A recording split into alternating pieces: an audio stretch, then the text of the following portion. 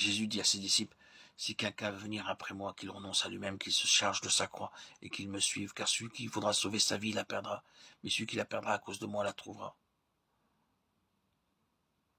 Matthieu 16, 24, 28. Si le salut de l'âme signifie avoir la vie éternelle, ce qu'il ne signifie pas, alors perdre son âme voudra dire aller à l'étang de feu. Mais en ce cas, ce que le Seigneur Jésus dit ne serait pas logique avec ce qui est dit avant, car le Seigneur parle ici aux disciples qui ont déjà la vie éternelle. Et nous savons qu'un non-chrétien ne peut renoncer à soi-même, ni porter sa croix, ni suivre le Seigneur. Si le Seigneur désire qu'une personne ait la vie éternelle, il lui demandera sans doute de croire plutôt que de renoncer à soi-même, afin de posséder la vie éternelle. Celui seul qui a déjà la vie éternelle peut renoncer à soi-même, se charger de la croix et suivre le Seigneur.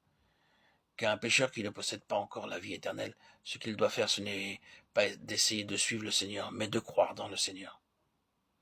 Et que servirait-il à un homme de gagner tout le monde s'il perdait son âme? Ou que donnerait un homme en échange de son âme? Ici, le mot est âme, comme dans l'original. Notre Seigneur continue ici à expliquer combien il est peu profitable pour un homme de sauver son âme maintenant et de la perdre plus tard.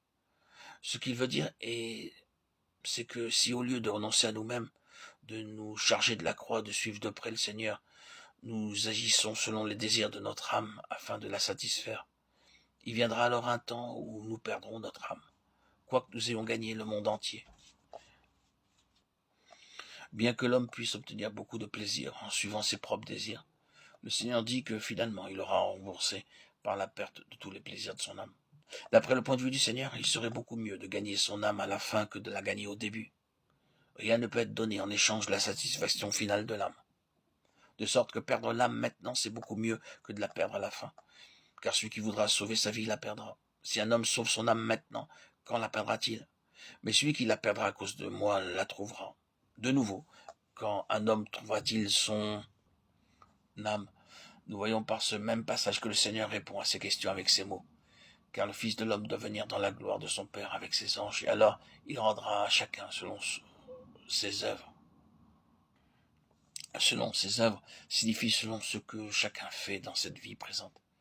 Ses œuvres sont divisées en deux catégories, sauver son âme maintenant et perdre son âme maintenant à cause du Seigneur. Il rendra à chacun selon ses œuvres. Signifie qu'à celui qui sauve son âme maintenant, le Seigneur fera qu'il la perde, et à celui qui perd son âme maintenant à cause de lui, il fera qu'il la trouve. Et quand ceci arrivera-t-il? Au moment de sa venue. Par conséquent, soyons parfaitement au clair. Si une personne s'occupe des choses de la chair pour voir ses propres plaisirs et refuse de souffrir pour Christ, elle recevra le reproche du Seigneur au lieu de recevoir sa gloire. Il se peut même qu'elle pleure et grince des dents à la venue du Seigneur. Mais si elle est disposée à renoncer à ses droits, à être entièrement séparée du monde, et à être fidèlement obéissante à la volonté de Dieu, elle sera louée par le Seigneur et jouira de la joie du Seigneur pour la pleine satisfaction de son cœur.